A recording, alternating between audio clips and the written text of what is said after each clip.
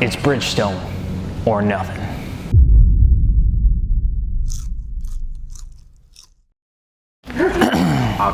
So Bridgestone is a combination of two words, bridge and stone. Bridge is something that you put over water, and stone is something that you can throw at somebody in case you really want to hurt them. So Bridgestone Tire was founded by a man named Shoichiro Ishibashi in 1931. Shoichiro was an entrepreneur. At 17 years old, he took over his family clothing business. He specialized in making all sorts of different stuff for feet and clothing. Shoichiro had an idea that he wanted to get into the tire rubber making business because in Japan, it really hadn't taken off as much as a lot of other countries had taken off with it. Countries like the United States of America was already getting heavily involved in motorized vehicles at the time, and Japan was kind of, well, behind. So Shoichiro saw an opportunity to grow the tire business by founding his own company. The money that was founded for Bridgestone at the time came from his original clothing business with his family. And by the time that he actually got involved into tires, they didn't really actually have a tire company. The first Bridgestone tire was made on April 9th of 1930 under the sock division of Shoichiro's company at the time. It wasn't until a whole year later that the actual Bridgestone tire name was founded and created for the tire rubber making business. At the time, there wasn't a whole lot that you could base your company off of. You can't go on Google and research how to improve management techniques when you've never really done a business like this before. And Bridgestone just continued to survive and tried to grow off every single thing it possibly could. But because of Shoichiro and the way that Bridgestone was built, they just focused on trying to be the most truthful to themselves and making the best company they could based on the Japanese values that their old companies have had. Now, if you're listening and you're like 18 years old and it sounds really cheesy to talk about traditional Japanese values, you probably aren't taking it too seriously. But if you are in management or know of operations, you know how insane the Japanese culture can be when it comes to running businesses and being involved with family. And because the Japanese culture was so strict and just so prominent in their business for Bridgestone, they continued to push through it with what they knew what they had to do, which involved buckling down, working harder, and sometimes just hammering it until they figured out a product that would work. And it wasn't until the 40s that they really started to see a whole lot of growth. Things really didn't get much easier for Bridgestone in the 40s because if you don't remember, there's a couple things that happened in Japan between 1941 and 1945.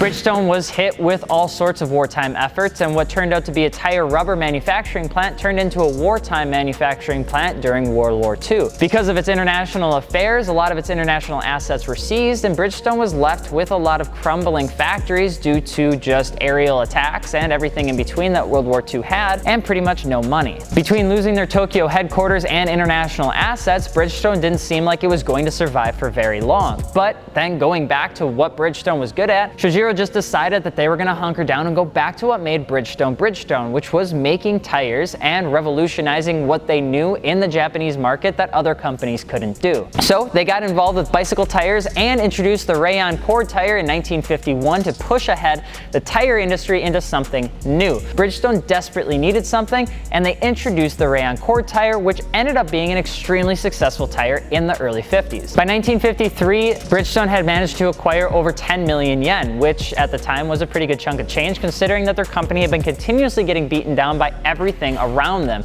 Bridgestone continued to grow into the 1960s, and in 1961 they finally realized they needed a new management style. Now, there was nothing wrong with the way Shoichiro was doing it, but the company had grown to a point where they needed something new. And Bridgestone continued to capitalize on everything that they knew that they could succeed with because they really were the underdog at the time. Yeah, they were huge. They had factories all over the place. They were doing all sorts of crazy stuff, but in the grand scheme of things, Bridgestone did have a lot to work off of in terms of who they were going to compete with when they eventually got back into the international market, and it wasn't looking good. So Bridgestone was finally starting to get a little bit ahead of the competition, but if there was ever a way that Bridgestone could roll any more bad luck, they did again. In 1973, you had the oil crisis that shook the entire rubber industry and put the entire tire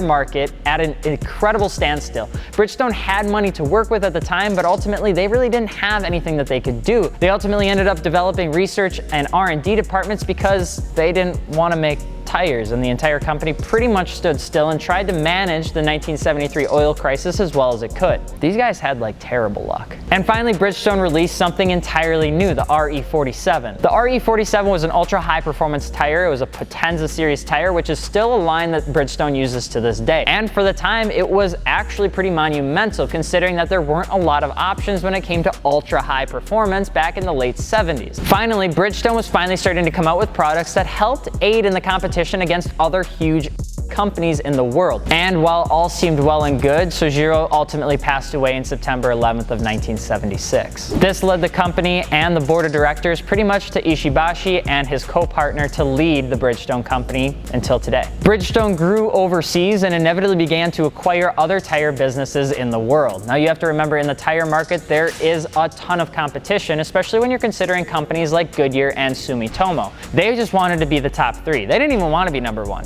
And in 1988, Firestone was officially acquired by the Bridgestone name brand. Firestone, Bridgestone. Firestone was acquired by Bridgestone. They essentially got a hold of pretty much everything because that's what Bridgestone needed to essentially go from being in 10th place or wherever they were to 3rd to 2nd place. They became one of the largest tire manufacturers in the world because of the Firestone acquisition. They didn't close any plants. They didn't do anything to really change the game. They just needed more, and Firestone gave them the opportunity to grow into one of the biggest companies in the world. Bridgestone then entered the motorsport era and became involved in pretty much everything from Formula 1 to the Indianapolis 500. Bridgestone had a lot that they could work with, and they just wanted to continue to grow. But one of the coolest things about the fact that Bridgestone was essentially getting bigger is that they didn't face a lot of the internal struggles that a lot of other companies did at the time. Bridgestone was built on these family values that Sojiro desperately wanted the company to thrive off of, and because of his essentially integration throughout the birth of this company, it stays true still to this day. Bridgestone ultimately got involved in everything from passenger vehicles, commercial vehicles, specialty tires, and commercial tires because, well, they could, and they had plants all over the world. Whether you're looking at Central America, South America, Europe, Asia, or Japan itself, because of their acquisition with Firestone, Bridgestone could make anything and everything. And while their Potenzas are the most common, their Blizzaks are the best. Number one. Don't even ask me, don't even question my decision. Blizzaks are the best for everybody that lives in Wisconsin, WS80s or bust, because winter tires are the best tires you can buy, hands down. Blizzak, if you're out there, WS80. We're gonna do a giveaway. So all you have to do, we'll have you subscribe and then drop a comment just saying that you subscribe. And if you're on Facebook and you're watching this, all you have to do is share it. We'll pick one from Facebook and we'll pick one from YouTube. So we'll give away 2 of these. So all you have to do is drop a comment below saying that you subscribed or just share the post. That seems pretty simple, right? So we hope you enjoyed. Check out fitmentindustries.com if you're interested in picking up Bridgestone tires, or if you're just looking for wheels, tires, suspension, or airlift. We have over 30,000 products. But I'm Alex from Fitment Industries. We'll see you later. Peace.